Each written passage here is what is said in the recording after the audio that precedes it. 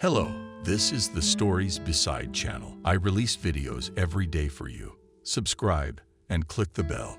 Dear newlyweds and honored guests, let me take this opportunity to convey congratulations to the groom from Nick and Sam. Don't let him worry. They're fine. Except that every day they look at Daddy's picture and cry loudly. What do you think you're doing? The shift supervisor snatched the microphone out of Maria's hands and apologetically handed it to the runners where she went with me. In the back room of the restaurant, he pushed her forcefully onto a small sofa, standing between cardboard boxes, plastic water packs, and other paraphernalia. "Are you out of your mind?" he shouted, unable to hold back. What kind of show was that? What a star of provincial scale. Do you even know what level people order banquets here? Maria looked at him furtively, breathing hard and nervously ready. She was well aware of that level. Not so long ago, she herself belonged to this privileged class, that she could afford such halls and parties with a score of 6 zeros and much more. "Why don't you say something?" Daniel shouted. "If you don't explain your stupid behavior right now and figure out how to make it right, I'll not only fire you to hell, but I'll do it too. So no one, you hear me, no one will ever hire you in the service industry again. Forget about a decent salary and great tips. You'll forget what's your name. But why don't you say something?" "That's my husband," Maria said, almost calmly. She was out of breath. The first shock had passed in her head, cleared up, and now even everything more or less fell into place. Yes, my lawful husband." She nodded in response to the mute question in Daniel's eyes. "He died almost 2 years ago. And now he's resurrected. Are you psychotic or what? Is it like her white fever?" He remembered the name Daniel and laughed nervously. "Did you drink on the sly?" And he made a demanding gesture with his hand. Coming closer to Maria. "Nothing, I didn't drink," she answered sharply. "I don't drink at all. And if you don't drink, then you're psychotic." Daniel was bending his line, not intending to go into details, who made his subordinate, usually silent and diligent like this at expensive banquets. "Go stomp your feet back now. You're going to apologize publicly. Just like you said all that nonsense. We'll figure something out." He grabbed her by the elbow and dragged her toward the back. "We'll say it was a joke, a test of young people's strength and all that." Yeah, he answered to himself. Let go of Maria, suddenly freaked out. "Let me go," I said. "I won't go anywhere, and I won't say anything to anyone else." "Enough," said the plot. "Ah, so?" Daniel was indignant. Her behavior. "Well then, consider yourself signed your own verdict. You're free to go. And don't forget to pick up your labor card at the accounting office. You'll have such a wonderful record there. You'll never get it anywhere else." Maria didn't listen to him anymore. Ran back to the back room, in a rage pulled off her waitress uniform and threw it in the trash. Then put on her own clothes. Didn't even look in the mirror. Grabbed her bag and recklessly ran out of the restaurant building through the back door. On the way out, a huge pumped-up figure rushed towards her and tried to intercept it, to catch it. But Maria, a former athlete, was also not a slacker. Deftly returned, she threw between lying in the backyard huge structures of flight, made up on each other, and taking advantage of the interference of his not-so-maneuverable pursuer in 2 seconds, climbed them to the level of this fence and jumped down from 2 meters high and rushed, without seeing the road. The main thing was to get away from the chase, to buy time. She had no doubt that sooner or later they would find her, calculate her, and most likely, kill her. But now, all Maria was interested in was her children, her darling boys, her treasure of 3 and 6 years. She must at least save them, get them away from here, hide them. And she ran and ran, sprinting as fast as she could down the road, then through a grove of trees, then past the park fence. Stopping for a brief moment, she turned off her cell phone so that it wouldn't be traced and ran again, like a game being chased by hunters. Finally, she ran out to a large shopping center, threw the driven rats inside, jumped on the escalator, went up to the 3rd floor. One store, another cafe, A game area, a movie theater. With a quick step, walked inside the room where the movie theater and snack bars were, sniffed to the bathroom, and shifted shopping. Trail, took a breath. So now to sit out for about 10 or 15 minutes. By her calculations, that was the kind of head start she'd won. If they don't come in that time, it means that she can lick and scratch rather go home. And they're urgently pack and leave. Leave again. What else can she do? 8 years ago, Maria, then a graduate of the Pedagogical University and a promising skier, met her future husband. This meeting was a turning point in her life, a fateful line dividing her life into two completely different parts, before him and after him. However, 8 years ago, she was sure that it was her guardian angel, happy genius, cordial. Fate had given her such a grand gift, and she thought that after him it was time for unconditional happiness. And such now will be all her future life, cloudless, comfortable, secure. How cruelly mistaken was she. They met at a banquet organized in honor of the anniversary of the sports school, in which she had just received a good position as a coach. This school was considered one of the best in the country, and the coaches there were paid a lot to be their own. It took a lot to be on that team. And Maria had it all. She got an adult ski category, and at the age of 12, she became a candidate master of sports. When she was 14, she became a master. Now she is 16. She has had many domestic and international competitions, many victories, significant achievements, cups and awards, and it seemed that her future would be cloudless and happy. But fate had decided otherwise. Or maybe it wasn't fate at all. It was her. Yes, perhaps. Only we ourselves are responsible for those or other decisions that we make standing at the crossroads, which are ready to open different doors for us in this life. That's what Maria thought later, wondering who was to blame for what happened afterwards. From all appearances, it seemed that only she herself was to blame. But all this was later in many years. And then, 8 years ago, in front of her stood smiling, dazzling, smiling guy, tall, trim, muscular, and with such a bewitching eyes, Maria's heart missed a beat and melted like butter, pulled into the hot sun from the freezer. "Allow me to introduce myself gallantly," said the gorgeous fellow. "I, David, am here on behalf of the company, which is one of the founders of this institution, so to speak. And what is your name, may I ask?" And he looked at her in such a way that Maria felt over the moon. It was him. It was him. The one she'd been looking for, waiting for years. It was definitely the man of her dreams. Maria gently told him with all the affection she was capable of. "It's a pleasure. How nice for me. You have no idea. Let me offer you a drink." They went to the bar. David ordered her a martini with raspberry syrup. They had a whiskey and talked about this and that. Then another cocktail and another and another. The evening ended in a luxurious hotel room, where he took her to continue their acquaintance in a more private setting. Of course, she knew immediately where their acquaintance was headed.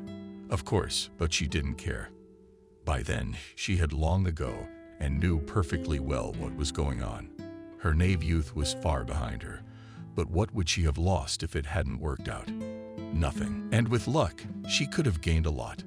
Maria felt it in her gut. She had long sought to find a wealthy, independent man who could give her everything she deserved. For what she was beautiful and knew it worthy, took care of her beauty. She knew how to present herself, knew how to hold her own in public, and had accomplished something in life. Why should she not get now a worthy reward in the form of such a handsome, charming, shamelessly rich life partner? They'd make a great couple.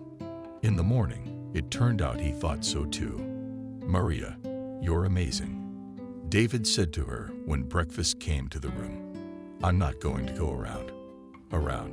You know, I'm not really good at this stuff. I just don't have time to do stuff like that. No, don't think I don't want to spend money on you. Not at all.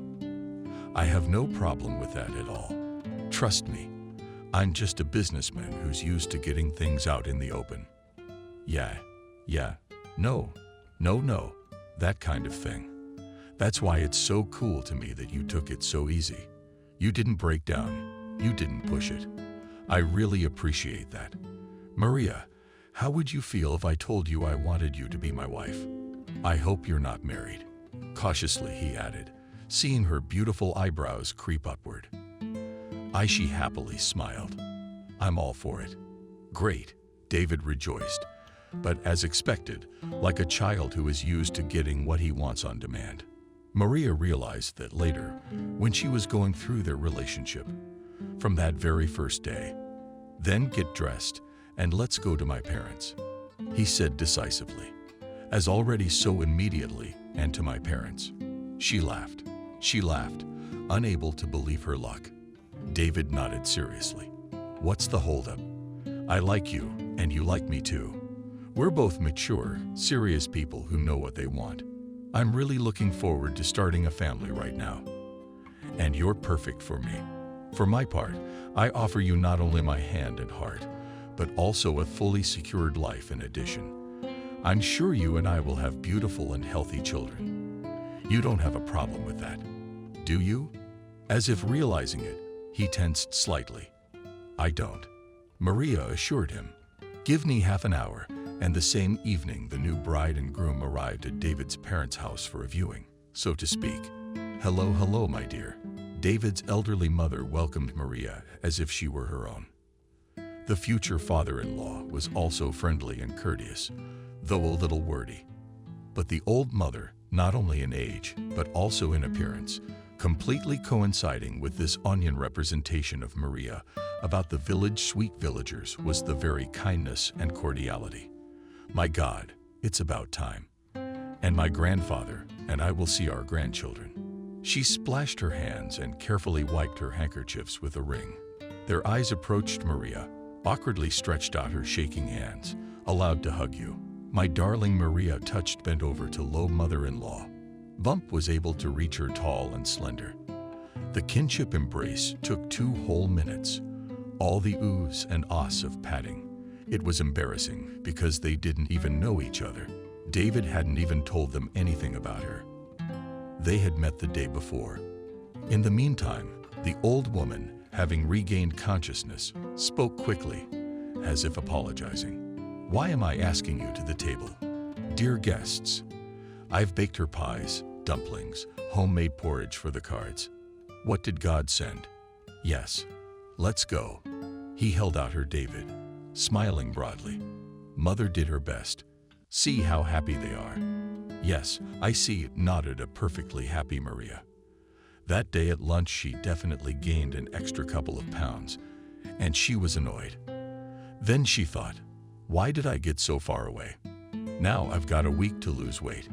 But it was impossible to refuse.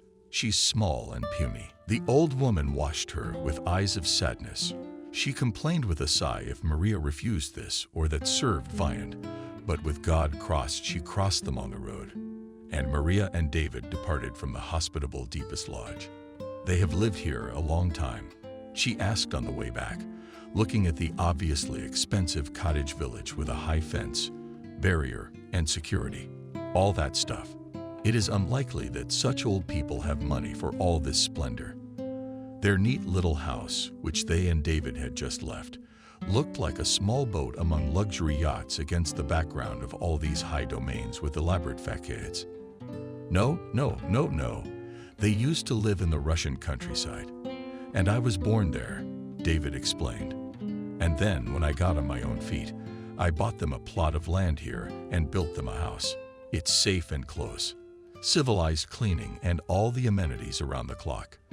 The cleaning lady comes once a week and mows the lawn in the summer. Otherwise, the mother does everything herself. There is still strength and health. Thank God. There you go. And Maria looked at her boyfriend with admiration. Wow. Not everyone can take care of their elderly parents like that when they're on their feet. The wedding was scheduled for next month. I'm sure David had interceptions everywhere. And at the registry office, too, they were greeted like honored guests. They sat down in a comfortable chair, brought already printed applications. All they had to do was to check everything before signing. "Get used to it," said David with a grin. When they left this institution, where other suffering, rank doctors languished in a long line. "You will be with me now, which means you get only the best of the best at the highest level." "How do you do it?" Maria marveled, who, despite all her dreams for such a level of well-being, was unprepared. "All thanks to the despicable metal," smirked David. "It's what the world is based on, you know."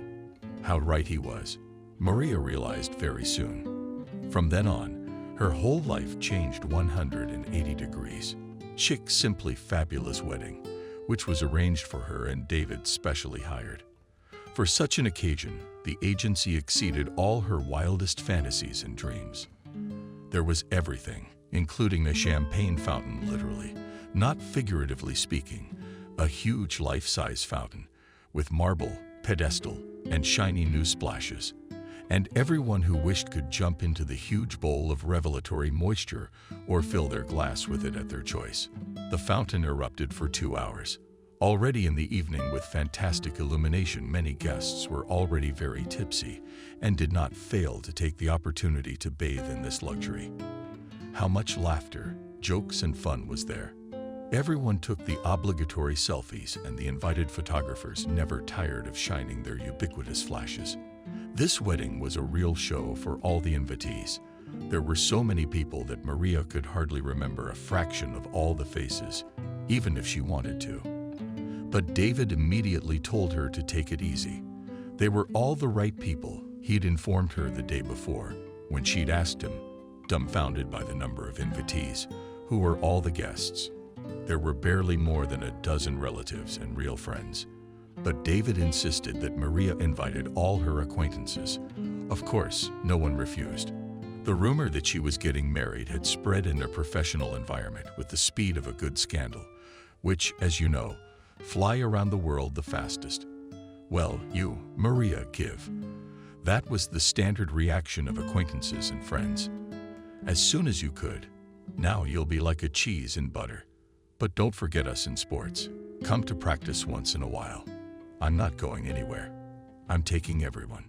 But literally everyone at these words of hers smiled with such an expression on her face that soon it began to piss her off. "Like, we know. You won't mind if I continue to train and go to competitions?"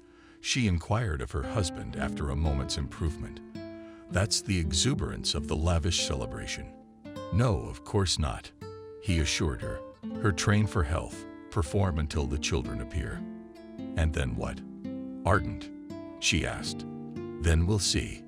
He smiled and gently ran his hand over her cheek. "Calm down, my dear. Everything will be as you want it to be." And Maria calmed down a little, went to her parents, who sat dumbfounded, feeling at this celebration of life completely out of place. "Where are your husband's parents?" asked Maria father. "They are not coming at all." "Well, you've seen their dads," replied the daughter. "Where can they sit through such events? Older already, not to this they saw," agreed the father. "And I would not say that they are so infirm. I don't know." Spread her hands, Maria. "I guess they know better. Why are you bothering?" Maria's mother was indignant. "What do you care? It's just not human." Shrugged his father. "That's all. But then, of course, it's none of our business. The main thing is that you're happy." Mother hugged Maria. "You love him, don't you?" "Not only that. For the sake of it all, of course, Mom." Maria smiled. "Of course I do." "Well, that's fine. Happiness to you, darling." Huge family happiness, and the mother wept from the excess of feelings. Immediately after the wedding, the couple went on a Pacific cruise. Everything was like in a Hollywood movie, a luxury liner, a whole floating city, a first-class multi-room cabin, more like royal quarters, excellent service, a lot of entertainment, and different places where you could comfortably and pleasantly spend time. Pools with sea water, several restaurants, numerous bars, and snack bars in the style of different countries and traditions. Billiard club, dance floor, movie theater, spa center.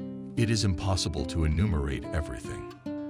And for all this, we did not have to pay a penny.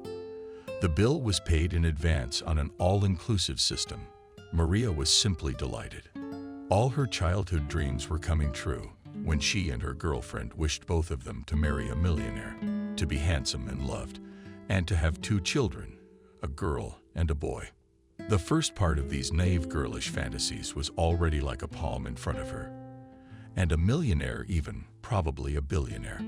Maria tactfully did not ask the details of the state of bank accounts of her successful spouse and beautiful dispute no one loves.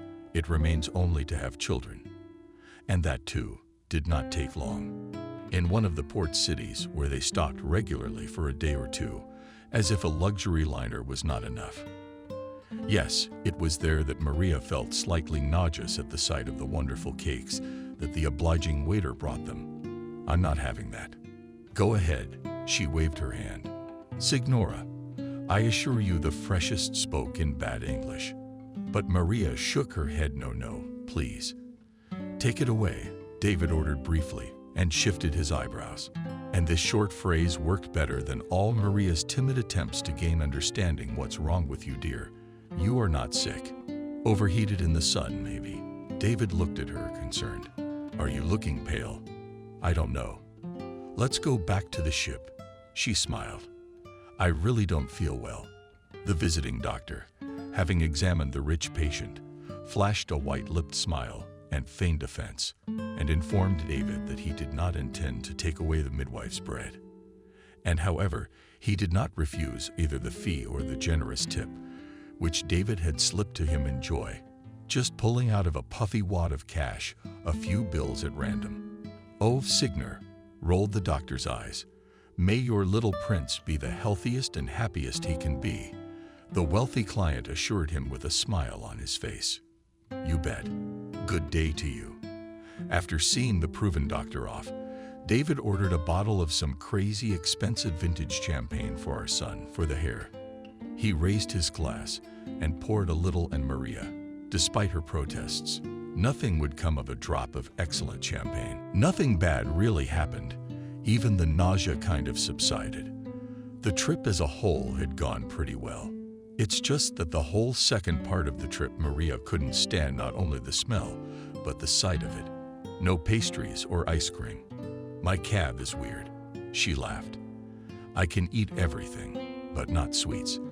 That's because you have a boy. An elderly English lady with whom they often met in the restaurant told her.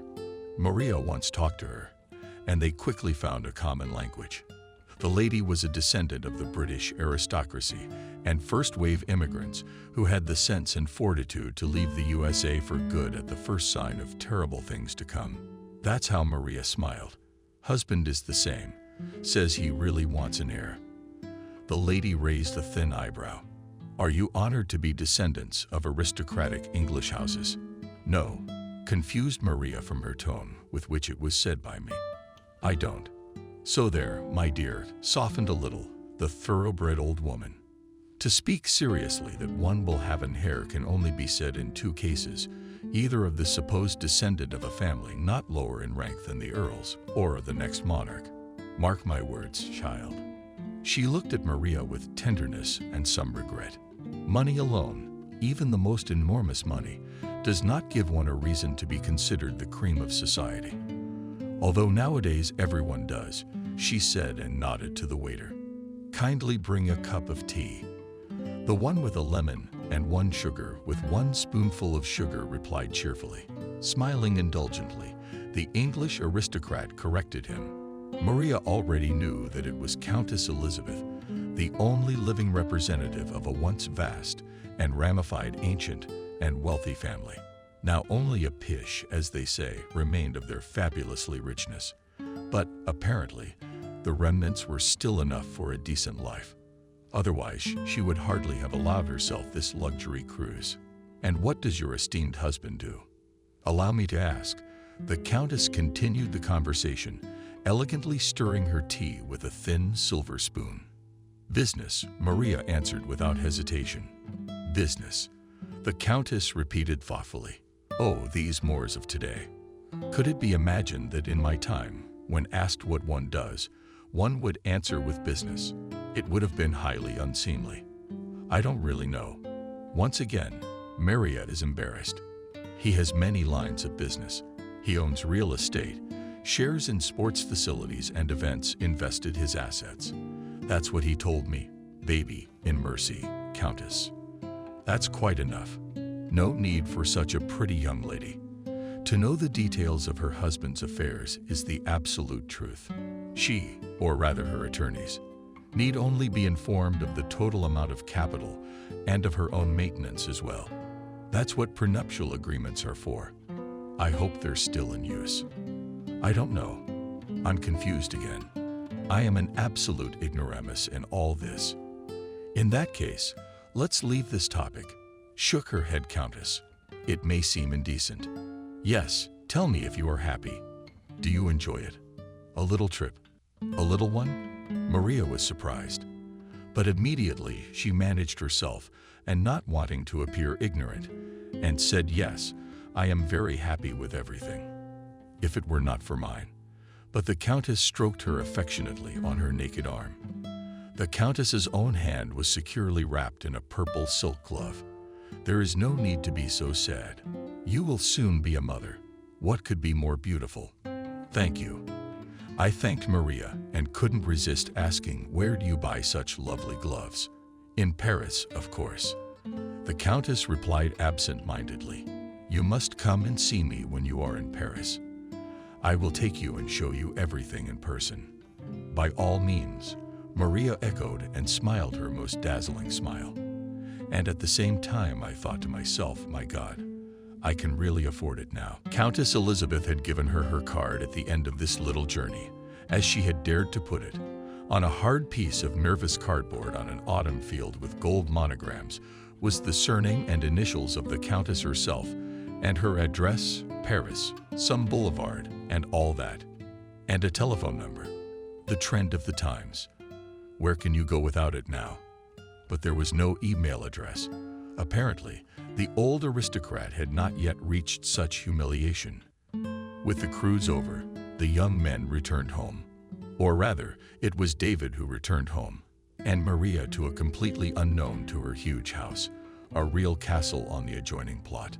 The size in hectares known only to God. One day Maria tried to walk to its boundaries for fun. David told her it was somewhere over there. And waving his hand in the direction of the woods, there was a fence. She just about got lost. She found mushrooms and berries in that bloody forest and climbed through terrible storms. But she never found any fence. In the evening, she complained to her husband, but he only laughed and said that he would send some Semyonovich to clear the road with a bulldozer, if she wants to see where their property ends so badly. No, but it's even dangerous, Maria said. What if someone comes through? Walk through these woods of yours. Get into the house. No one's getting in anywhere. David laughed. What are the guards for? Not a fly could get beyond the garden. A huge green arch marked the boundary between the garden, which was also huge, neatly tended, more like an English regular park, and the forest itself. It had taken Maria several months just to examine properly all the passages and nooks and crannies, all the gallery rooms and attics and pantries, and other hidden corners of this vast property. Of course, they had their own pool too. Two, in fact. One, outside. The other inside. There was a sauna, a hammam, a few servants' houses. A staff of 20 people required somewhere to house them all. A few outbuildings, various constructions in the garden like a gazebo, built fanciful figures of fast-growing bushes. Yes, here you could live your life without going anywhere and not even miss much. Maria's pregnancy was going well. Doctors came directly to the house, which was not surprising for her, and they decided to give birth at home too, if everything would be well. They brought various equipment, equipped a real hospital room. In due time, everything happened as if it had been rehearsed in advance, smoothly and quickly. Maria had no time to be frightened, as she already became a mother. She and David gave birth to a cute and well-fed boy, 3.5 kilos. They named him Nick. David was over the moon. He called half the town to celebrate when the baby was a month old. Maria was outraged. Where are all these people going? They all have their own illnesses. And Nick is still so tiny. But David was adamant. He really wanted to show off his hair. Don't worry, we won't give him to everyone. We'll show him from afar, and that's enough from them. Soothed her husband. But we'll have fun. Okay, Maria submitted. I hope everything will be fine. It did. Again, there was a cool party, and Maria did not even sat down to the end and left. She had an ironclad excuse. She had to feed and put the baby to bed. Sleep, my angel. I love you, my son. She refused numerous nannies and left only 2 of them personally chosen.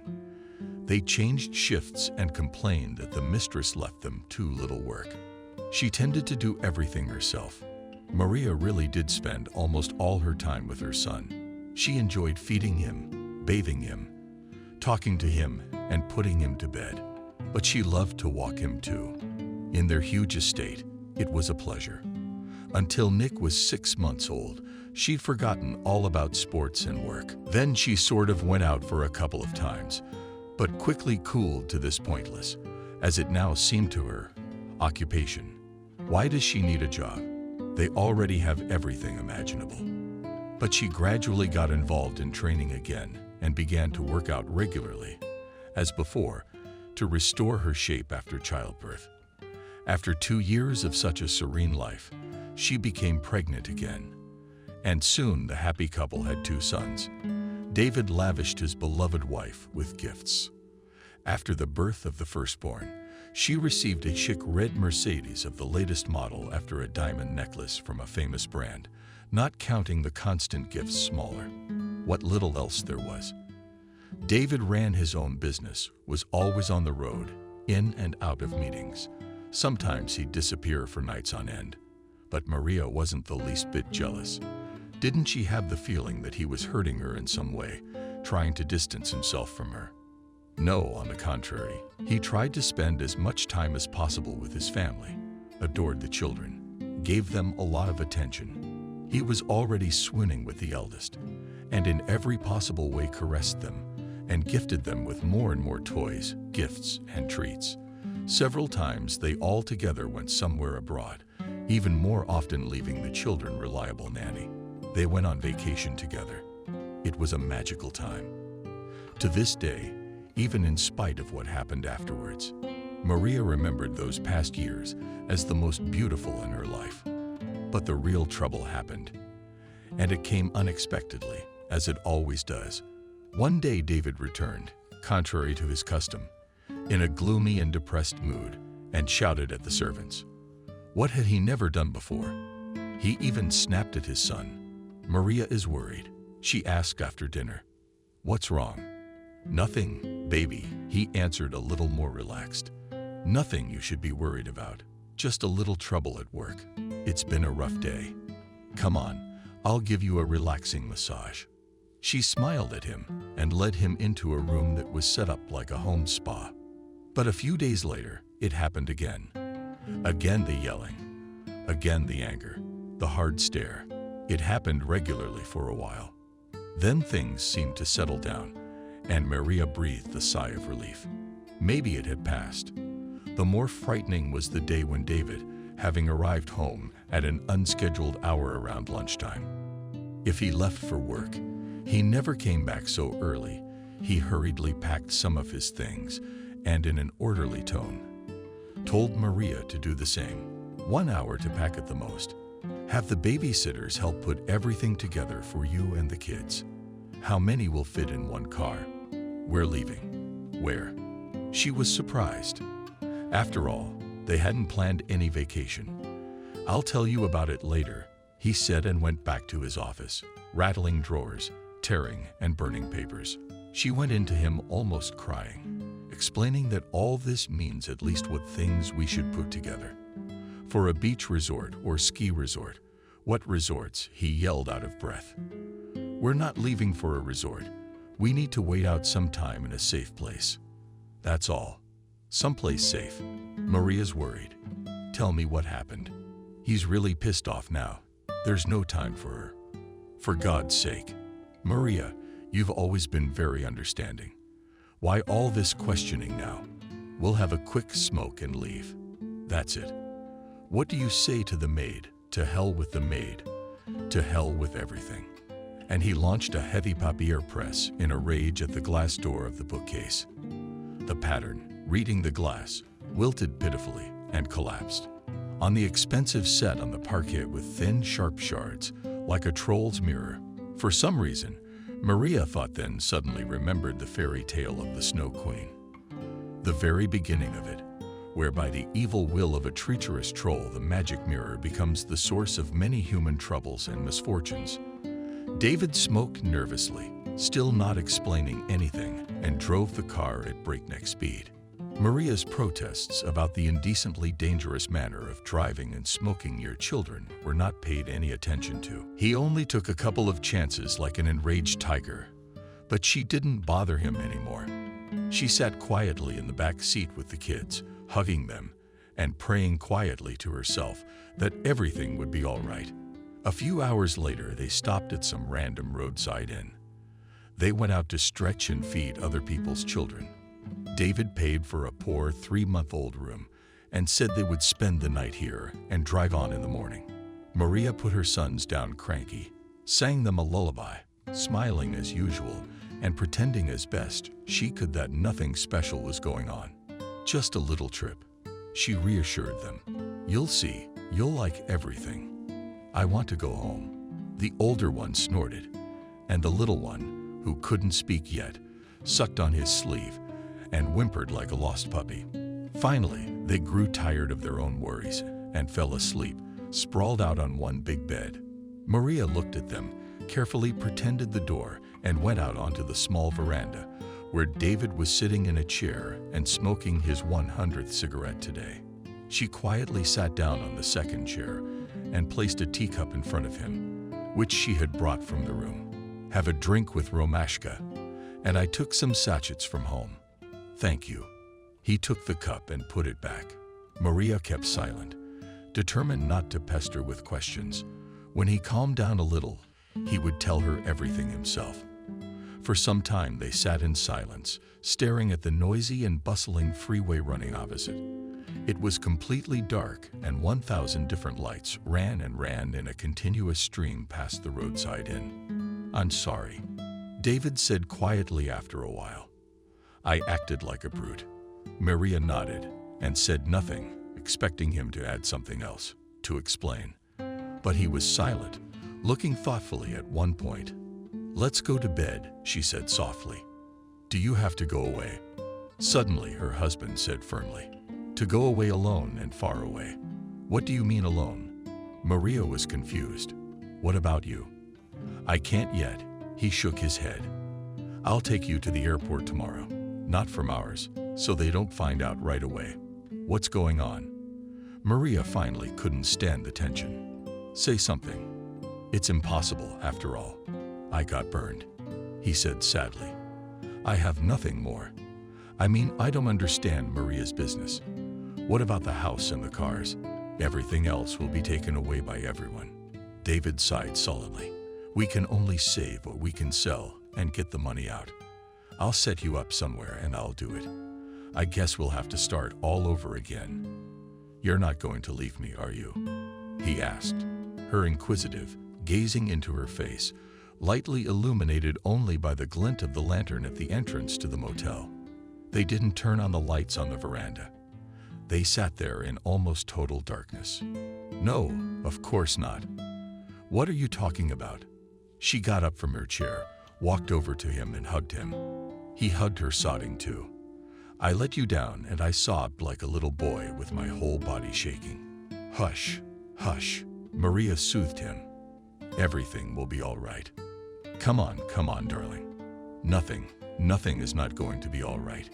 He sobbed. I've lost everything. You understand everything and not everything. You still have us, don't you? Maria stroked his head and whispered all the tenderest, most affectionate words she could think of. And she herself was in the blackest blackness of the unknown, and fear pressed on her heart, as if she had drawn it in with an iron hoop. The morning had barely dawned. They were already on the road again. While they were on their way, they booked tickets at the hotel. There was no need for luxury now. They made do with the ordinary, not the most expensive or prestigious.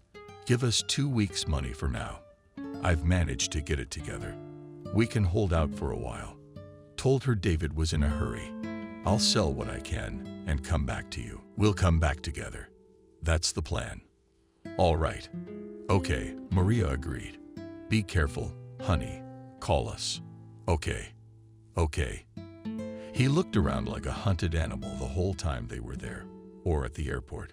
And finally, after making sure they had already boarded, relieved, sighed, waved at them from behind the glass windows of the waiting room, and walked away.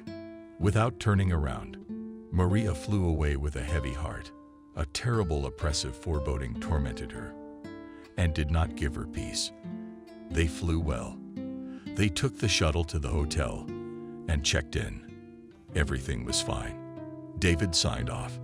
He told her not to call herself. Said he'd dial her himself if possible. He replied that everything was fine with him so far.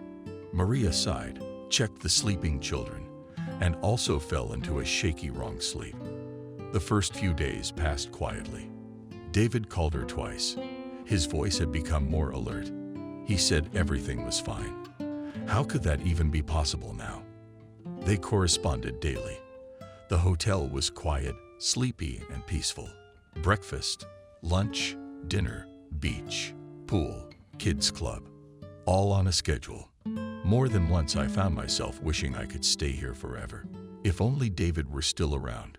Let it be like this for as long as possible. Let nothing ever happens. And let the best news be the absence of any news. Toward the end of their little vacation, he called again. David said he'd never be able to visit them, and that they would fly back on their own. He would meet them at the airport. Maria sighed and started packing her suitcase. When she would return, what was ahead of them? This she did not know. At the very least, she would have to go to her parents. She thought, sell the car, sell the jewelry, sell everything, all the damn bling. We'll live like normal people, get a job. That's all. Nothing. It's nothing. As long as we're all alive and well. No one met them at the airport. David's phone was unavailable, and the terrible premonition that had already visited her a few days ago crept into Maria's heart again. She dialed her husband's number again and again. But the inexorable answering machine of the cellular operator time after time ruthlessly mechanical voice reported that the subscriber did not answer or was temporarily unavailable. The children and Lesson, or the elder Nick, kept asking where Daddy was. When will Daddy come? Maria wound her will on her fist, smiling. She reassured him as best she could, waiting out all possible deadlines. She ordered herself a cab to the train station, got there, unloaded the children, suitcases, and went to the ticket office to buy tickets to her hometown.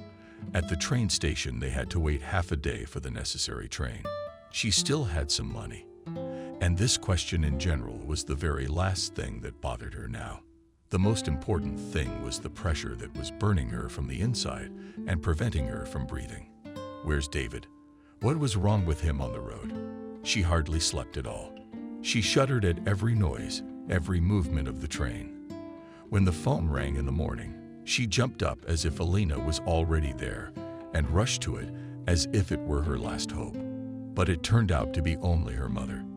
Yes, in a fallen voice, answered Maria, and told her for a long time how they had a vacation and why David did not go with them. She didn't want to upset her parents by explaining her predicament and had to play nice. It was very hard for her mom not to suspect anything. I wanted to cry and cry for help, but instead Maria laughed and smiled, describing her wonderful vacation and the unforeseen business that prevented her husband from flying with them. Finally, the milestone was behind them, and the familiar scenery of suburban villages showed outside the window.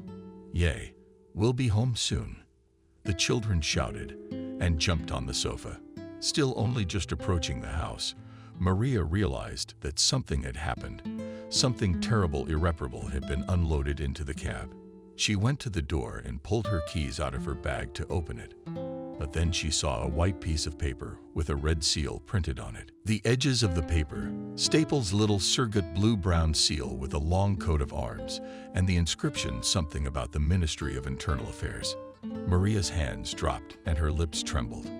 But the children were standing nearby, with their heads up and looking naively at their mother, expecting that now she would open the wicket and they would enter their home. What was she to do? "You know, my dears," she said to them in a cheerful voice, "let's play a game as if we were not ourselves, but thieves and robbers. Come on, let's go to our house through the far door. This is gonna be fun." "Daddy will be so surprised," Nick agreed happily.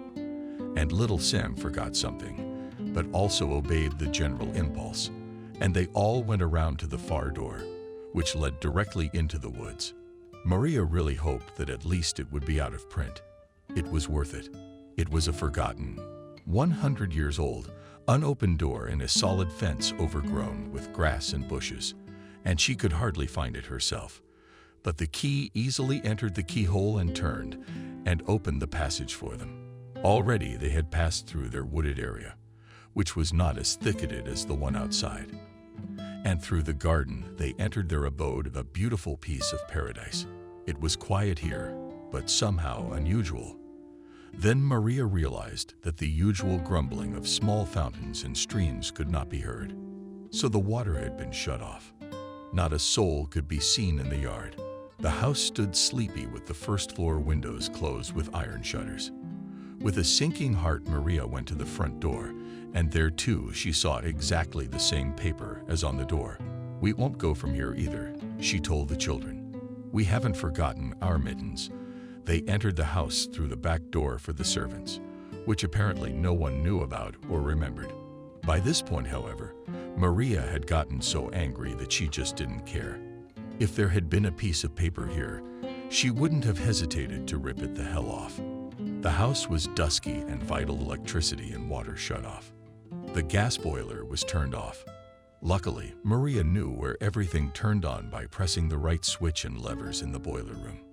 She got light, water, and heat back into her home to soak the children, found some good food in the stockpile, fed them, and put them to bed. "Now it's quiet time," she said. "Even thieves have to sleep at lunchtime." She went to see what was going on around the house. Entering David's study, stopped on the threshold like a stoop. All large or flat desk was, and then mottled with paper tape. As she came closer, she had a change in her face and cried out in horror under the desk where David usually sat and on, and around the desk everything was hickeyed, in patches of dark brown color. She felt dizzy and her eyes went dark. She probably would have fainted, but the thought of the children brought her to her senses. On woozy legs, she walked out of the office and carefully closed the doorknob. Then she thought, went back, found a cigar box in the broken bookcase. It should have contained a set of spare keys. That's right. Here's the key to the office.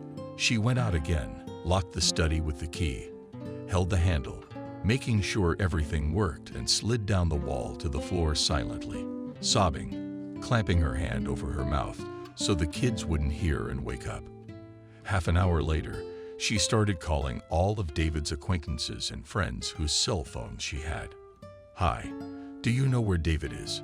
I flew back from vacation and I can't reach him." "No, I'm sorry."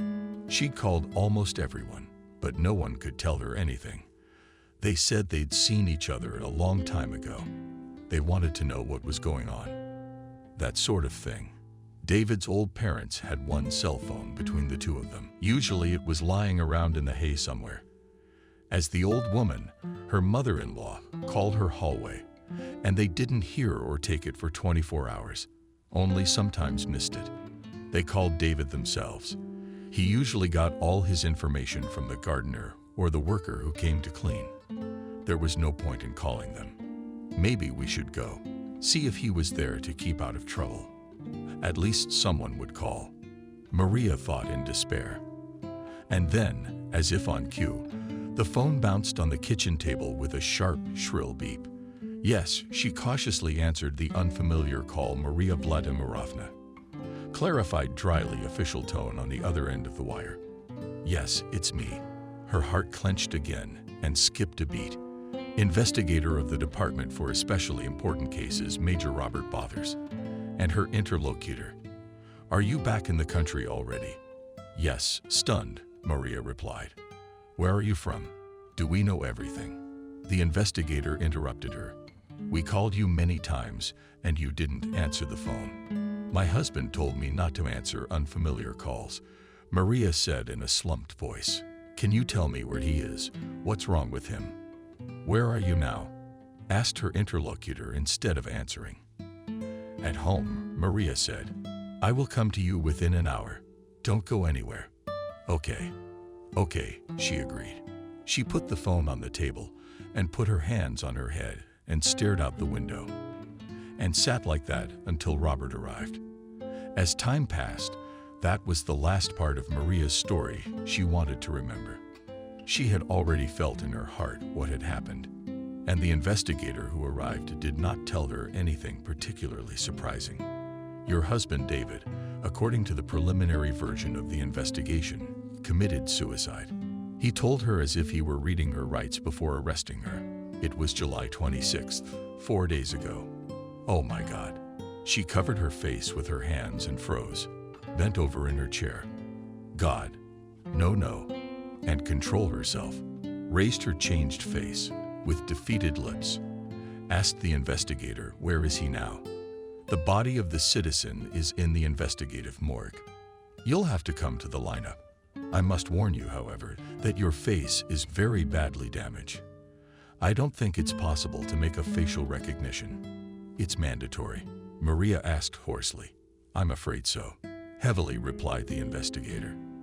Then everything merged into a heavy gray veil, filling the whole world. She took the children to their parents, briefly telling them what was wrong. The mother called the grandchildren poor orphans. The father just hugged Maria and told her to hang in there. Let her not worry about the children right now. Maria was very grateful to him for that to this day.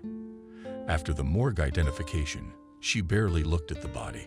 There was really nothing to recognize. Yes, she said in a weak voice, and nodded faintly. It was him. All she saw with her inner vision was that horrible stain in the office. Okay, sign here.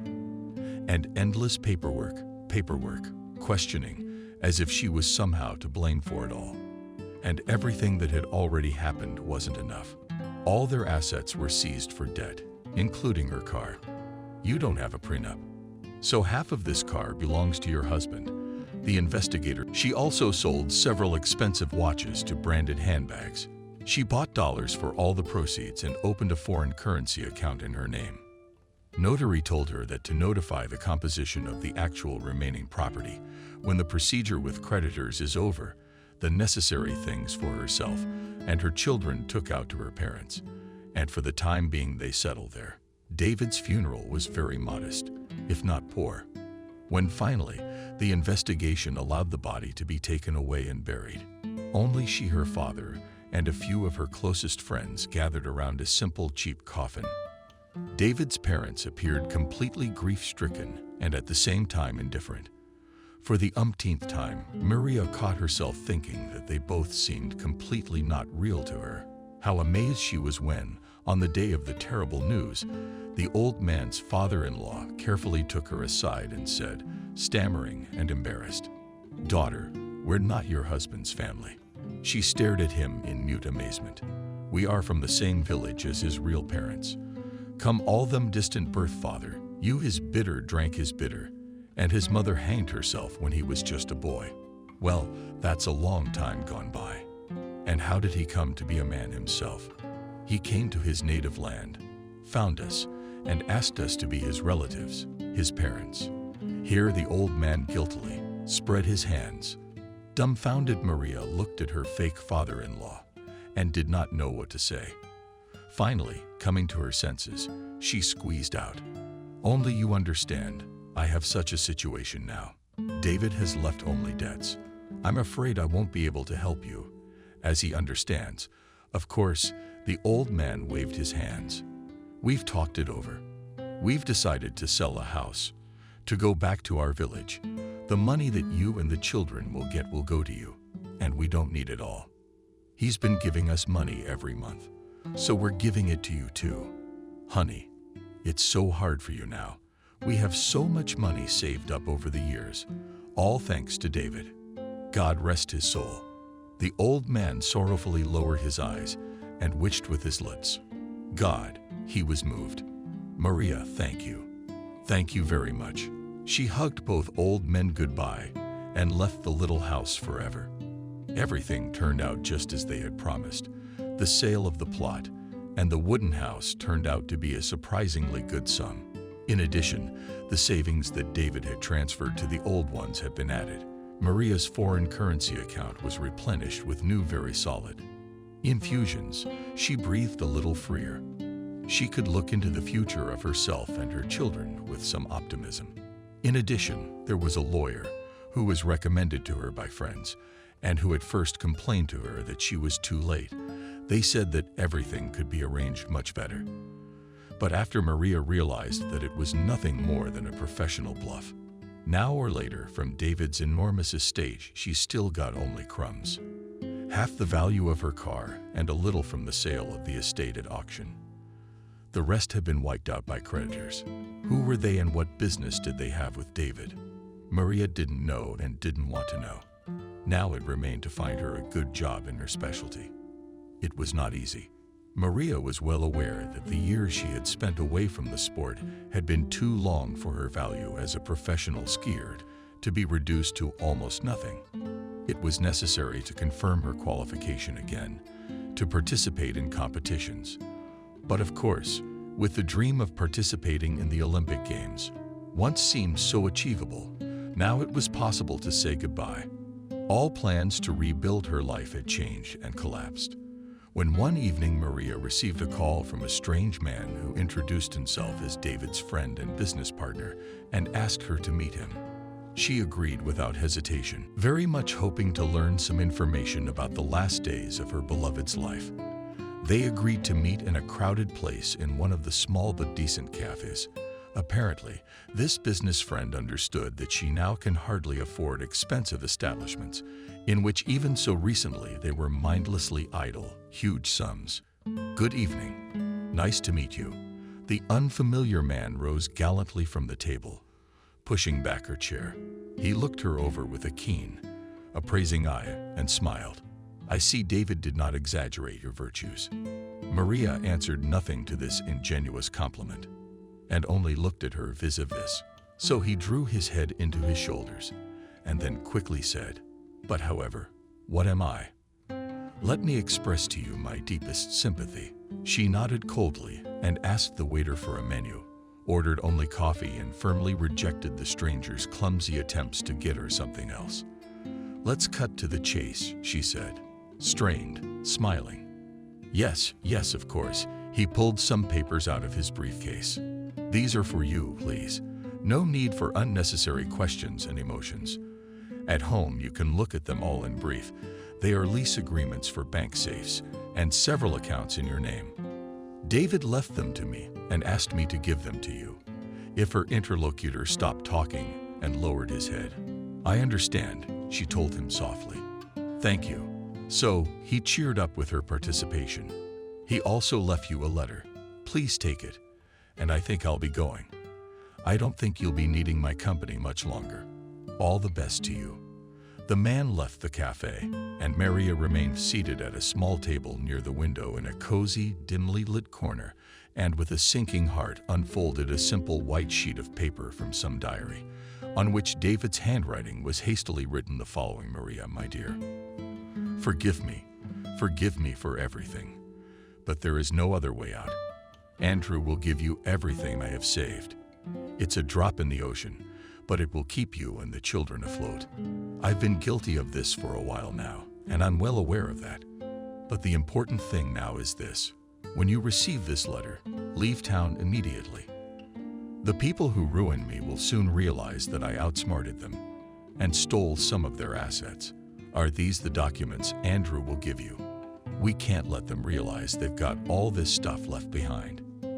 You have all the money with them and transfer it to anyone, parents, girlfriends. Take cash. Just make sure there's nothing in your name. Make sure you do that. If you get a car, put it in your name too. Please, just do what I've written. Is it for your own safety? Go away, hide the money and start over. And I beg you, be careful of everyone. Take care of your children and yourself too. Give your sons a hug from me and tell them that Daddy loves them very much. Loving you, yours forever, David. After reading the letter, Maria folded it neatly, put it in her purse, and went to the exit of the hall. She didn't even feel the bitter tears flowing down her cheeks. Maria did not ponder for long. Where should she go? She had a very good school friend who had gone to study in Boston a few years ago. Many times afterward, she had urged Maria to move there as well, enthusiastically describing to her the beauty of that old splendor and the advantage of living there. But Maria was far from enamored of the climate there. She had once been with her parents long ago, in her school days, but now it seemed to her the only right thing to do. And from the branch she still trusted completely, despite the fact that they hadn't seen each other for many long years.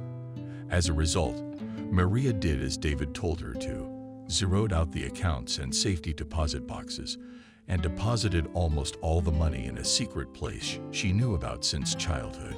She left herself only for settling in, to rent or mortgage an apartment in the new place, to buy a simple car, and to keep some cash and currency as an inviolable reserve. And as a last resort, she was determined not to touch the principal. It was all for the children's inheritance from their father, and it was safer not to be seen with criminal money. That's how she and the boys became Boston residents. Jenna was very helpful at first, showed them where everything was, often took the kids with her so Maria could do things in peace. She and her husband had a large apartment in a new building close to downtown, and a son about Sam's age too. There was also a big shaggy parrot dog, and some other animals. The sons were happy to stay with Aunt Jenna and play with their new friend. Ben fiddled with this and that and good-naturedly from the curb. Meanwhile, Maria was trying to get on with her life. Somehow no decent sports clubs would take her in. Too many years had already been lost. Favorably treated only in one of the state ski sections, and Maria agreed. She had to start all over again. But the wages here were a pittance, so she started looking for a part-time job, and soon came across a good offer: one-time trips with the team, service events to organize weddings, banquets, and similar entertainments. Required good looks, good physical shape, and endurance. Maria had all of these. The interview was successful, and she was accepted into the agency and even employed part-time. Now the money was better.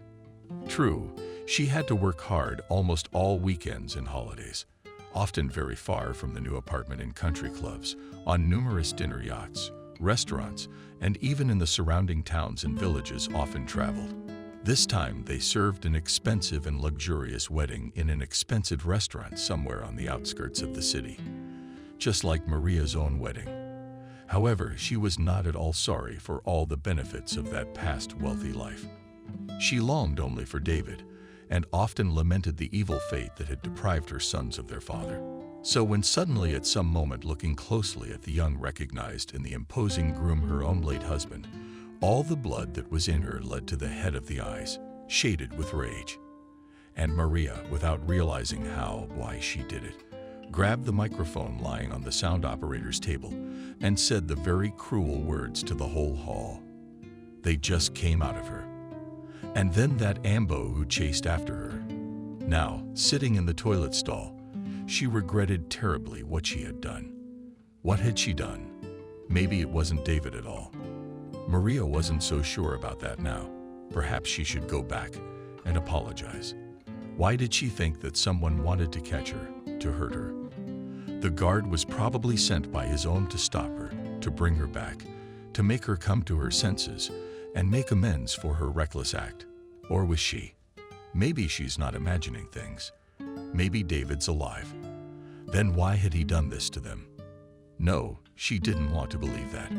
You sit like that for a minute, afraid and not knowing what to do for 20 minutes. Maria carefully pushed back the latch and went out. Everywhere was quiet and empty. The front door shrieked. She was as wary as a cat before it jumped, but it was just an unfamiliar girl, probably been to the movies. Then another and another. Maria realized that a session had ended in one of the halls, and quite a few people would be going out now. She washed her hands, looked at herself in the mirror, shook her head decisively, and went out too.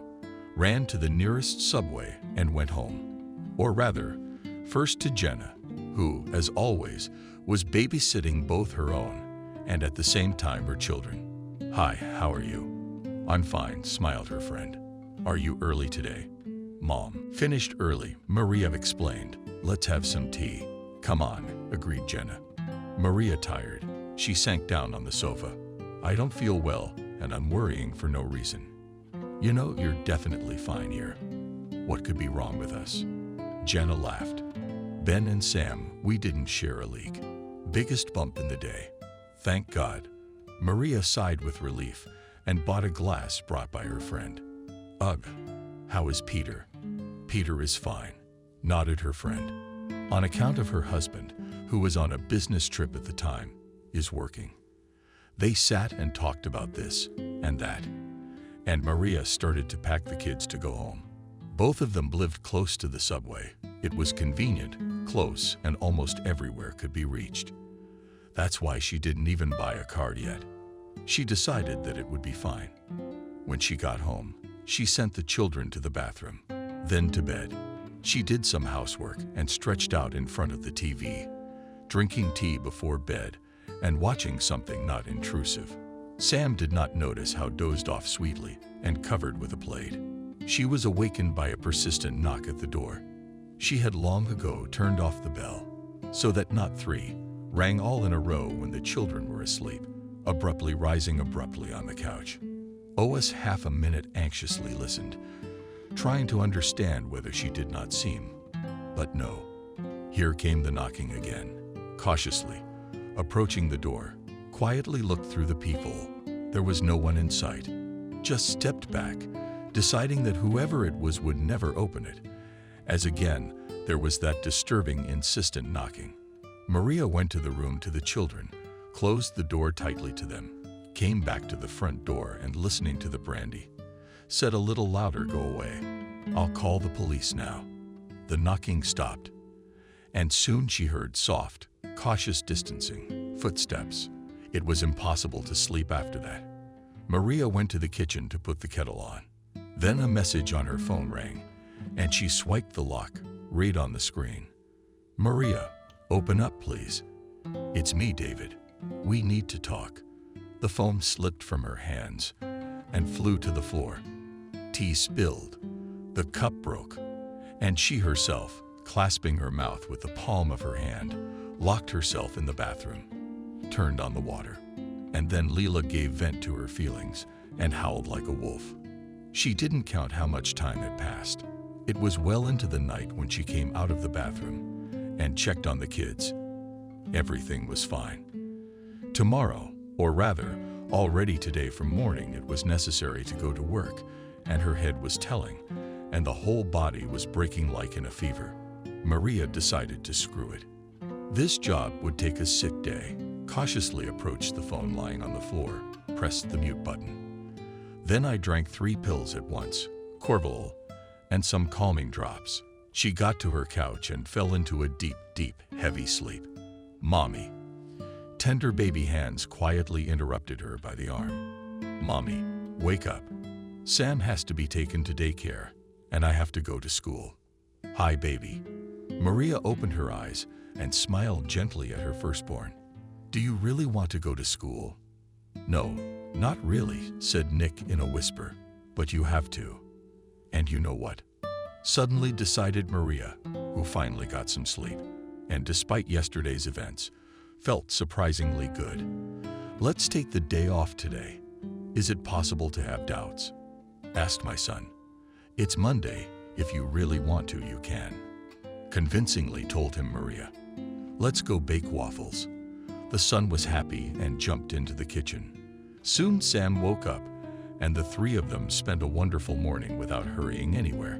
Maria called work and said she would take a couple days off sick. Wrote to the school and daycare. Did the same, and with a clear conscience, cleared the table, took the boys for a walk in the park. She was already Isabella when they walked all together like this. Lately, they've been off and on. It's time to call it a day. You never get to see your own kids grow up. What exactly was she going to do? Maria had no idea yet, and she tried hard not to think about David. As soon as she remembered yesterday afternoon and evening, she was so angry with him and everything that Maria could only clench her teeth tighter so she wouldn't. Her voice. Instead, she ordered herself to calm down, not to think about anything at all, and calmly walked with the children, enjoying their company and the surprisingly nice sunny weather. Out for a walk. They went to an ice cream parlor, and the boys were absolutely thrilled to have such a suddenly fabulous Monday. Of course, she realized that now David would show up again sooner or later, and so she wasn't at all surprised to receive another message inviting her to meet him. And several belittling emoticons were just funny. Honestly, thought Maria with bitter irony. Was it really necessary to make it look like he was dead in order to abandon his family? It couldn't have been simpler. She got on our nerves again and wrote that she could meet later in the evening, and sent a link to a cozy little cafe where they often took up residence with the entourage. Only how would it all go down? And what would she say to her resurrected husband? She imagined very, very roughly. At the appointed hour, she did see him at her table. Maria purposely came early to be in a more favorable psychological position. Let him look for her with his eyes, and she hid in a corner and looked. So she did. David hadn't changed much, only grew a neat beard. Here you are, my dear. He approached her guiltily, smiling. She put her hand forward in a warning gesture. No darling or anything like that. Do you have any idea what I've been through? And Maria's children. David sighed heavily and sank down onto the sofa opposite. I'm sorry, honestly. It was all necessary. Really, she gave him a look of annihilation. What does it take to quietly marry someone else? He waved her away with a squeamish wrinkle. You know I only love you. I don't know anything. Quietly, so as not to attract general attention, but firmly she told him nothing at all. What kind of man are you? How and what did we live on? You've kept me in complete ignorance all this time. Only for your own good, inserted David Word into her accusatory speech. For my own good, you should have done other things, Maria said firmly. Not to get involved in dubious ventures, not to waste money, and to provide a future for your children. For now, all my good is our sons, for whom I now work like a horse without a break on weekends. And suddenly I find out that my beloved late husband has risen again and has decided to bind himself to me again, probably for my own good. She added snidely and grinned, let me explain it to you, David said piteously. I don't want any explanations, Maria said harshly. If you have conscience enough to organize this vulgar dramatization, forget about the existence of your family, and then quietly marry another. What is there to explain? I haven't forgotten about you, David objected. I think about you and the children every day. And this wedding, you know, is just a show, like everything you touch. Maria was bitterly ironic. From your fake parents to our whole life together. Let you think that now, David agreed. If I were you. And I would think that, of course. But if you hadn't happened to be there and hadn't seen all this, he sighed embarrassedly. Then after a while, I would have come to you myself, you know. Maria was silent, looking at him. Not seeing me, stopped with bitterness in his eyes. This is my new wife, the niece of one very necessary person. Do you understand? I continued to speak, quickly, hurriedly, trying to convince her of the truth of my words. I really need his support to get out of the quagmire I'm in. A fresh start. I'll get back on my feet a little bit. We'll all be together again. Do you really think so? Maria asked with a nervous laugh. This is your grand plan to improve your life at someone else's expense, and then throw away the man you love like a used cup. I wouldn't be surprised if your previous prosperity was obtained by the same fake way. So it deflated like a soap bubble, Maria sadly stated. David was silent now. at the rain and at the frown in his eyebrows, and waited what else she would say unflattering things about him. "So, my dear," Maria said with a sneer, "forget even to think of coming back to me, and to the children too. For them you are dead. That's all. Period. There's no point. Now trying to resurrect the dead is the only reason you and I are dead. Mom, the pain. I'm sure you're not the same person anymore. Or am I wrong?" "No," David reluctantly admitted. "Well, let's keep it that way," Maria summarized.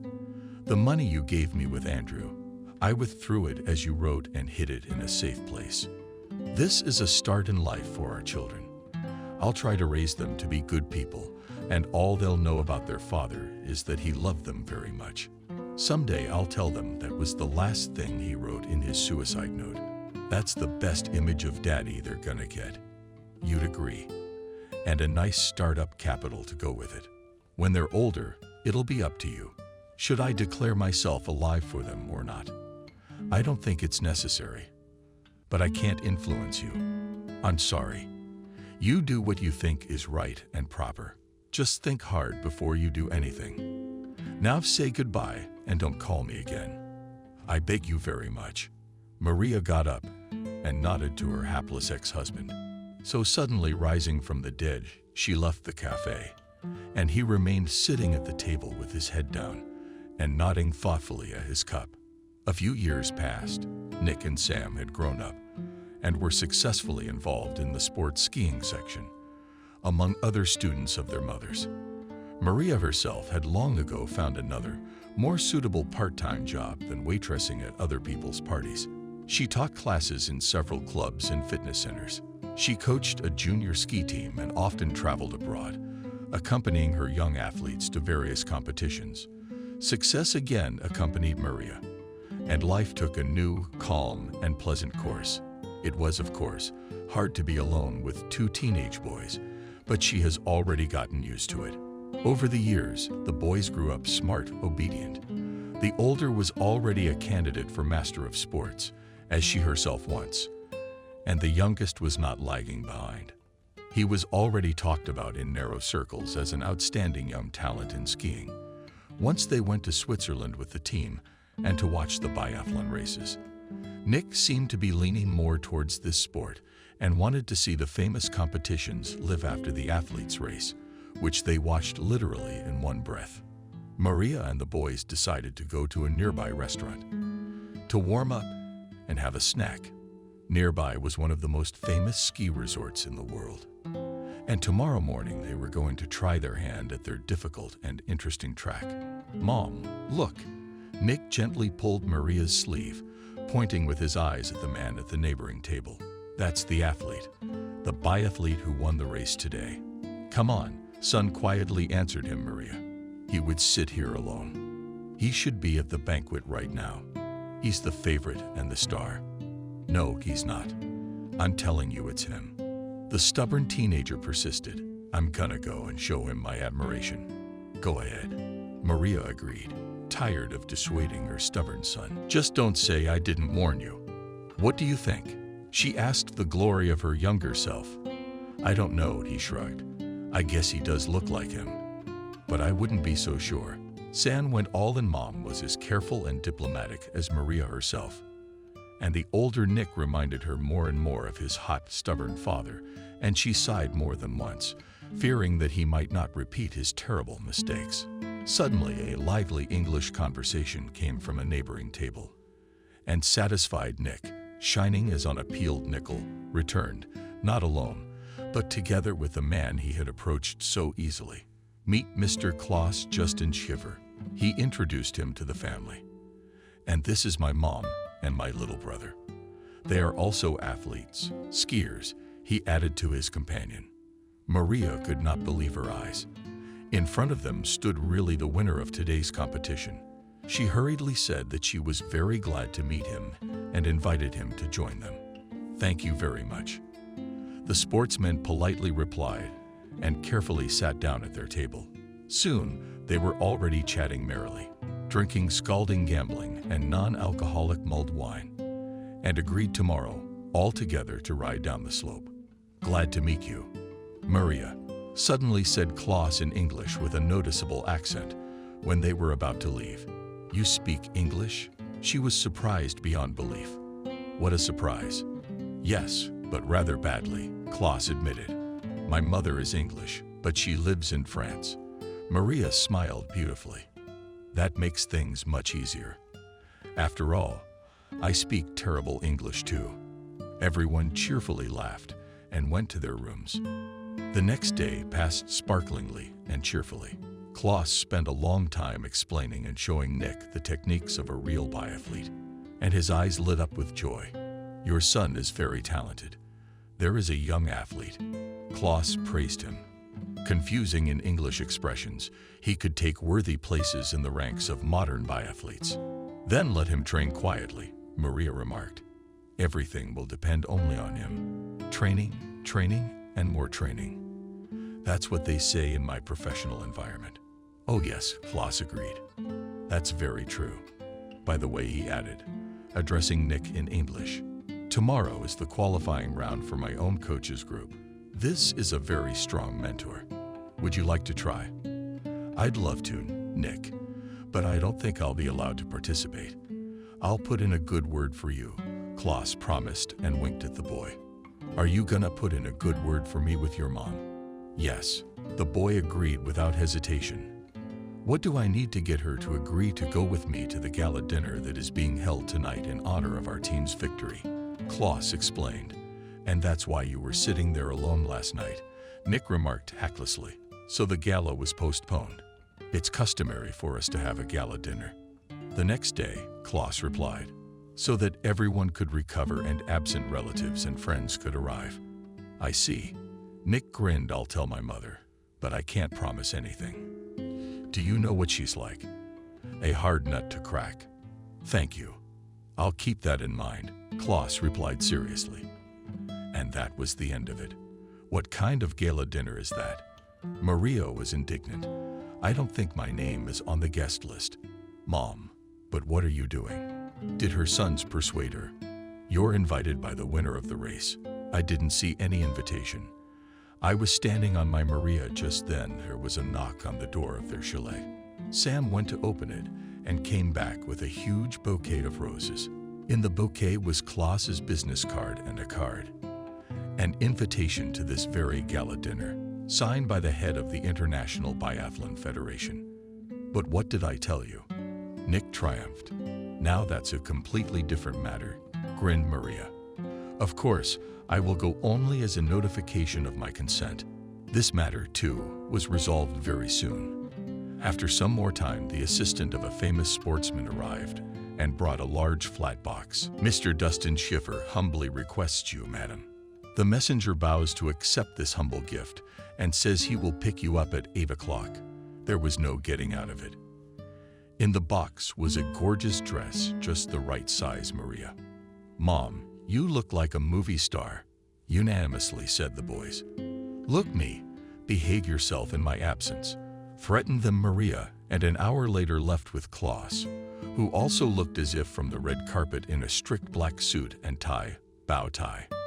Don't you have a more suitable companion for this evening? Maria inquired. While they were on their way to the hotel where the gala dinner was being organized, I lost my wife a few years ago. Klaus answered simply, I haven't had a companion for a long time.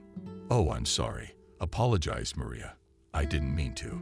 It's okay, he said in English and smiled. That's what they say, isn't it? That's what they say when they want to hide their sadness. Maria said quietly, here is the hotel beautifully decorated entrance. A lot of cars at the entrance. At the school are dormant Greek guests in the course of 1 million lights, champagne in silver buckets, shielded on ice camera flashes, tons of people. Brisk and invisible waiters scurry back and forth across the shiny marble polishing it. How fast, and black and white, and penguins on slippery ice. Then there was a gala reception at many stray, beautifully decorated tables, seating the guests, pouring drinks, serving fine food, making speeches, and of course, awarding the champion in the contest. In the first rows came out, and Klaus received his award, said a short speech of thanks, and in about 5 minutes was already at his place at the table next to Maria, who in a long purple dressed us ostriches and was absolutely irresistible. "You should definitely come to visit me and my mother in France," Klaus told her. That's how Maria smiled. I had already been invited to France a long time ago. It's been so many years since then, but I still can't go.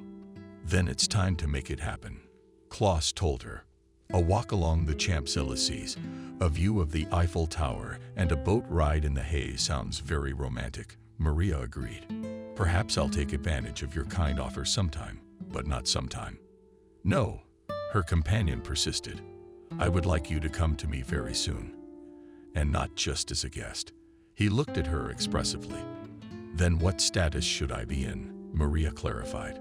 "I wish I could introduce you to my mother as my future wife," Klaus answered her. Maria almost spilled her champagne out of surprise. "I'm sorry, what did you say?" Yes, Maria, you heard him," he said. "I have the honor to propose marriage to you and ask you to accept this modest gift as a pledge of my endless love."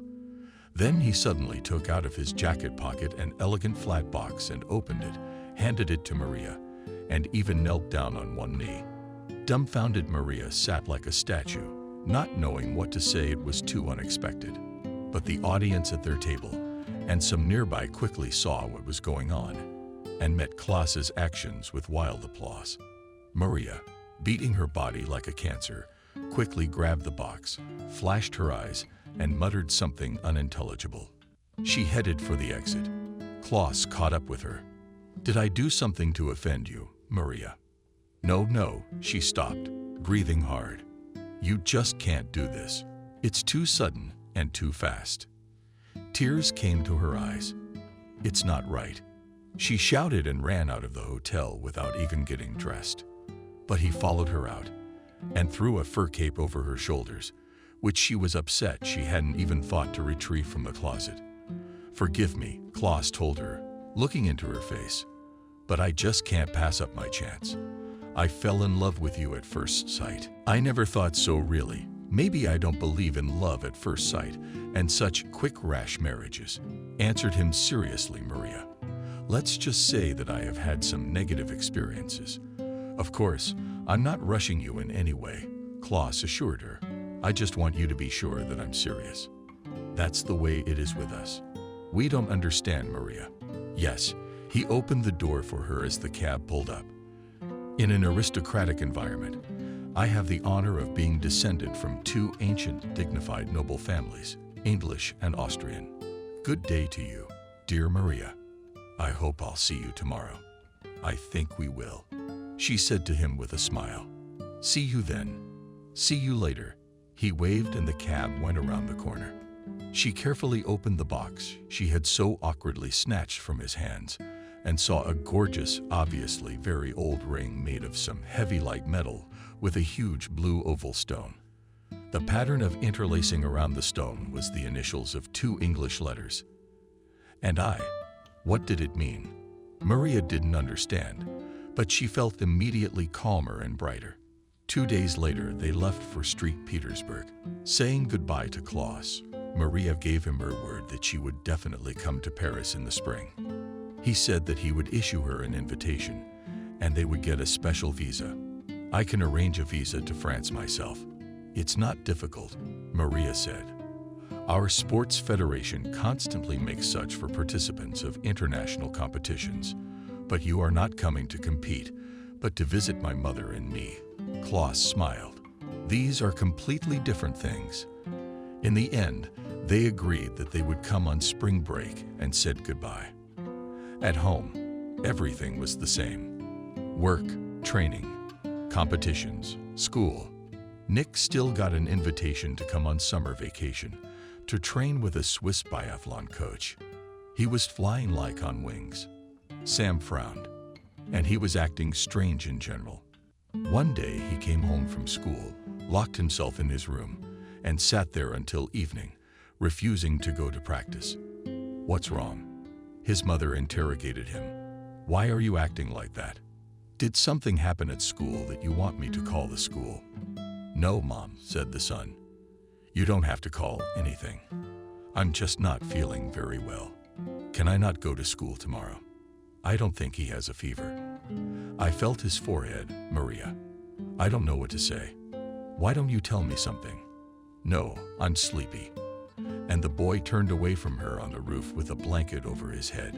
Strange behavior was explained the next morning. Maria had to go to class only by 2 o'clock, and she baked pancakes, escorted Nikita to school, and sat down with a cup of coffee in the kitchen. Soon Sam glumly ate pancakes and suddenly said some uncle came to me and said that he was my father. What kind of uncle? Maria was worried. Where did he come to school? Sam answered reluctantly. I went out and he was sitting on a bench, a fat one, with a beard. Why didn't you tell me at once? Did you tell his mother? I don't know. He called me by name and said he was my dad. And I told him my father died years ago, and he was wrong. But he said no, he wasn't wrong. And you're the one who forbade us to talk. And he's alive, and he wants to meet me and Nick. So, and what else? I told him it's not true, and he left. And he came back and brought a picture of you and him, only much younger, and we're little. Mom, how could that be? You always said our daddy was dead. Calm down, son. Did your dad really die? Don't you and Nick remember that? But we had a rough time of it. I have the death certificate. I'll show it to you now. Maria reached into the dresser and pulled out the necessary paper. Look, the boy scrutinized the documents, nodded. Yes, I understand. I even remember some of it. But there can't be any mistake. I don't think there is. Darling, I saw your father myself. Okay. And anyone can get a picture of him. But then what does this man want? In a trembling voice, asked Sam. I don't know. Darling, I don't know. She hugged her son and held him tightly. To myself, I promise you here that I won't let anyone intimidate us. I won't let anyone separate us. Good mom, said her son and smiled at her. The next day, Maria came to the school where Sam was studying. About an hour before the end of classes, she walked around the schoolyard, but nowhere found anyone even remotely resembling her ex-husband. She waited in the car until school was over and took her son home. She used to pick him up all the time. Have you seen this man today? She asked Sam. He answered that he had not. The next day she came again, and the day after that there was no one there either. On Friday, she saw him again from afar. She found the former crucifix sitting on a bench opposite the school entrance. Hello, David, she said to him, coming almost right up to him. He flinched and stared at her. Hi. From his face and his whole appearance, she realized that he had been drinking, and a lot. What do you want with Sam? What do you think? He smirked. He's my own son. Can't a father communicate with his son? He doesn't remember you, and he doesn't know you. I'm sure his father is dead. Why are you scaring him? I want him to know me. Bend your line. David. And Nick too. No, that's impossible. They don't remember you. It's not my fault they don't remember me, rather offhandedly, David said, starting to get angry. You're the one who's been preventing us from communicating. Correct me if I'm wrong. With an unkind intonation, Maria said. But the last time I saw you, you were suddenly resurrected, changed your name and all your papers, and you just got married. So reluctantly admitted David. So what's changed? Everything. Everything changed. Her ex-husband replied irritably. I'm already divorced. It didn't work out. And what do you do now? Yes, just a little bit of everything. Uncertainly mumbled David, waving his hand. At least something doesn't change. Maria laughed. You have never been able to explain to me the nature of your activities. Well, listen carefully. I will say only once, and I will not repeat it again, so that I will not see you in clothes no more, neither here, nor in any other place where my children are. Don't you dare pry into our lives, impose on them, or somehow try to bring back the past. You'll do nothing but harm. And if you keep this up, I'm gonna file a police report that this unsub regularly scares my underage child. They'll think you can't document you're the father. So my good advice to you is to leave and stay out of sight." "I see," submissively spoke David, and immediately belittling, looked at Maria. "Just give me some money from the money I gave you with Andrew, and I'll give it all back, I swear." Maria marveled. "That's what you mean by needing money?" Yes, nodded David. "How miserable and pathetic are you now?" Maria looked at him with disgust. "That money is for my sons. I haven't taken or spent a penny of it. And you won't have it either. Don't even think about it. That money is their foundation, their airbag, call it what you want. And not enough compensation, really, for not having a father in their lives. What were you thinking when you pulled the dirty deeds you ended up paying for? I don't think about my kids. Now go and don't ever come back, or I'll find a way out of you for sure." Maria turned and walked with determination away to the school porch. Paris spring met them fragrant with many blossoming trees and shrubs. It was just a riot of all sorts of colors and scents. On every corner at every store, from the smallest window, were flowers. Flowers, flowers. It seemed like the whole city was drowning in countless flowers. It was marvelous. And Klaus, meeting them at the airport, brought lovely bouquets of delicate daffodils. "Welcome home," he said. "How was your flight?" "It was fine." Maria smiled. "Not even really tired." They got into the car and drove along the boulevards and streets of this ancient and beautiful city, admiring everything on the way. "And what is this? Look how beautiful it is." Every now and then Maria and her sons exclaimed in admiration. Satisfied with their reactions, Klaus sat next to the driver and turned around to explain and talk about this and that. So they drove all over Paris and turned out somewhere in the fields. There, too, were gorgeous views, but other endless hills, winding paths, clean houses, as if toy houses, clustered or bunched along the road. Soon the car stopped near a beautiful large gate buried in thickets of blooming magnolia and hedges. Beyond the gate was another road, a small one, sprinkled with fine white gravel. It led through the park and ended near a real castle. It looked like a picture from a textbook about the Middle Ages. "Welcome to the Château de Martin," Klaus announced solemnly, and opened the car door in front of Maria. Inside, all the furnishings perfectly corresponded to their ideas about the estate and the life of real aristocrats. Elegant, very tasteful and simple, and at the same time chic. A large table was already set in the huge downstairs room, and after it was fresh and in front of the alcove above the knee, and the footman invited everyone to welcome to the stone hall. A little while later, a maid in uniform and whites. The wheelchair was driven by an elderly lady with completely white hair and as straight as a board back. Despite the fact that she was in a wheelchair, this lady still looked pretty good. "Let me introduce you to my mother," said Klaus to Countess Elizabeth. Maria opened her eyes wide. It was the same old lady she had met on her wedding trip on the Mediterranean cruise. Of course it was. "And this is my dear Maria." Klaus leaned over to the old lady. "Do you remember, Mother? I told you about her full of dear squeak," spoke the Countess in a senile voice. "I remember everything perfectly well. Besides, I already have the honor of being acquainted with this lady." She smiled at Maria.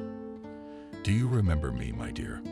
"Oh, of course I remember you." Maria stepped closer and kissed the Countess's hand in its unchanged silk glove, "and also hoping for your help in the choice of accessories." "Yes, of course," laughed the Countess. "I haven't forgotten that either. How many years has it been since our little journey together?" "Quite a few, I'm afraid," Maria replied tactfully. Klaus looked at them, wondering how these two women, dear to his heart, could know each other. The Countess, noticing his gaze, turned around and said, "My boy, if you behave yourself, one day your lady and I will tell you the story of our acquaintance. Maybe." And they both laughed carelessly, and Nick quietly said to Sam, "Look, I don't think we know anything about our own mother yet. And we're not the only ones." His brother smiled back. "But our new life, apparently, will be very interesting and exciting. And our mother will finally be happy." "That's true. She deserves it more than anyone else in the world.